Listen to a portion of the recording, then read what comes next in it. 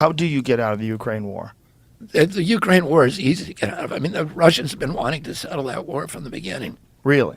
Yeah. I mean, the Minsk Accords was a settlement. And that was, that we basically, encouraged Zelensky. As Zelensky ran in 2019, here's a guy who's a comedian and and an actor, which I'm not saying in a disparaging way, but he's... You probably should.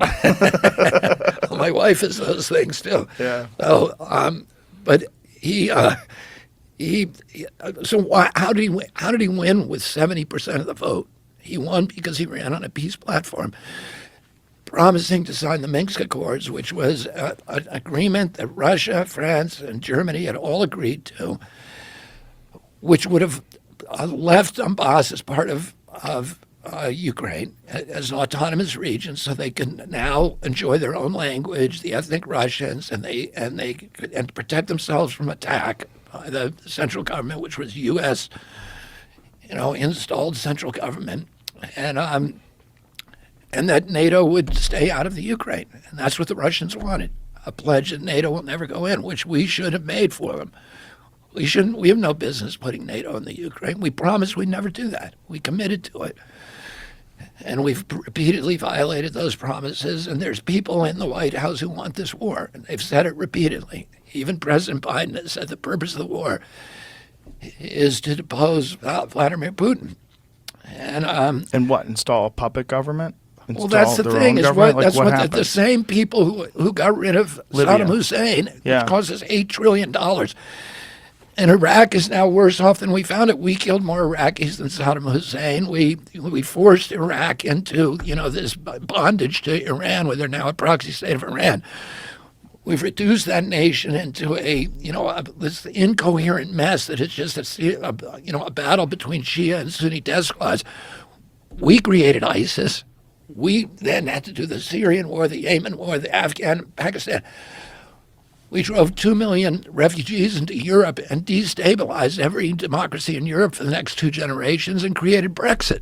That's what we got for that $8 trillion and the ravaged middle class in our country.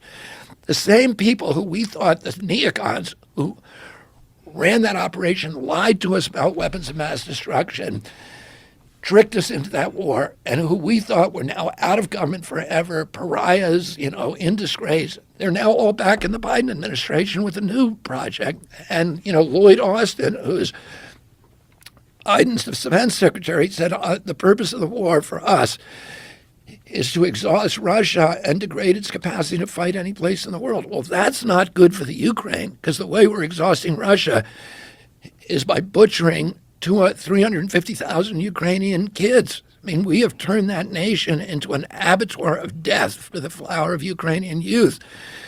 In a geopolitical, and I'm not excusing Putin. Putin is a thug, a monster, a gangster who illegally invaded and didn't need to. We need to take responsibility for the provocations which we have, which these neocons have been provoking for over a decade. And by the way, the reason we're in that war is because Americans are good people. And, we were convinced, granted, we're using these kind of comic book depictions, that they're now, the military-industrial complex is now expert at selling from us of this kind of good versus evil, this whole thing that gets us into these wars. And that war is a money laundering racket for the military contractors. The money is going there and coming right back, and then they all go on CNN, the generals, et cetera, who, if you look at their resumes, they're all working for General Dynamics and the military contractors, and they tell us we need to be in this war and tell us horror stories, et cetera. But we're there because Americans are good people and they have compassion and they want to redress a wrong. But, and by the way, my son went over there and fought. Yeah, And he joined, he without telling us, he left law school and a summer job, and he went over there and joined the Foreign Legion and fought as a machine gunner for a special forces unit during the Kharkiv offensive. So, the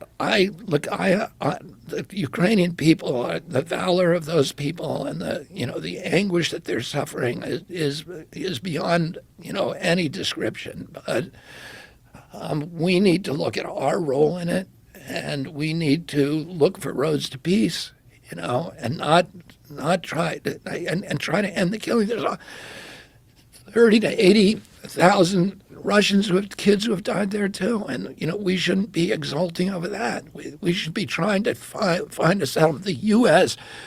should be the grown-up in the room that's saying, how do we stop the bloodshed? That's what we should be doing over there, and not to achieve these. And I'll just say one other thing, Joe. That war's cost us $113 billion. That's the commitment so far. CDC's entire budget is $12 billion a year. FDA or EPA's entire budget is about $12 billion. We have 57% of our people in this country cannot put their hands on $1,000 if they need to, if there's an emergency. 25% of Americans are hungry now, are not getting enough food. I have a friend who is a commercial fisherman who spent his life, on the fisheries, had a business, put it together, but because it's a private business, because he was working a lot for other people, he doesn't have benefits. He now has a disability. His son-in-law runs the business, but can't support him. He has a disability, and he has been surviving on $280 worth of food stamps from the SNAP program. And that doesn't take you too far. But on March 1st, he got a robocall from the government saying, your food stamps have been cut by 90%. You're now getting $25 a month. Try feeding yourself on 90 cents a day in this country. 30 million Americans got that call. And that same month, we bailed out, we printed $300 billion new dollars to bail out the Silicon Valley Bank.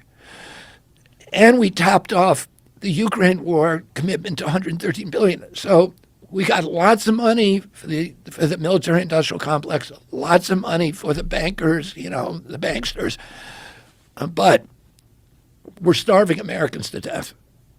Starving them. And because of all the inflation, we spent $16 trillion on the lockdown. We wasted, got nothing for it. $8 trillion on the Ukraine war. That's $24 trillion that they had to print to pay for nothing.